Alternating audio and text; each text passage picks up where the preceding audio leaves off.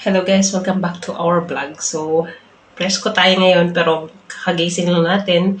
Shout out po sa lahat. So, welcome back to our vlog. So, shout out po sa Philippines, Luzon, Visayas, Mindanao. Kahit saan sulok mo ng mundo guys. Sa mga kapwa ka OFW, shout out po sa lahat sa mga sulok. So, welcome back to our vlog guys. So, for today's video, nakapaglaban na ako. So, meron pa akong lalaban ulit. I-washing ko pa. Then, nagugas na ako ng Mag-start na ako nagugas ng mga plato ko, guys. So, ito yung CR ko.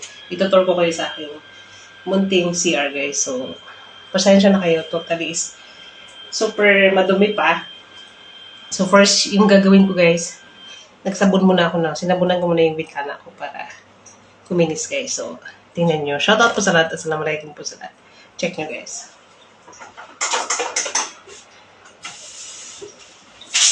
Ito yung gamit natin, sponge na lagyan natin ng sabon guys. So, yun yung discard para kuminis yung. Tapos may swiper kayo para kuminis yung ganito guys. Kuminis yung bintana nyo. No need na ng iba-ibang mga nilalagay para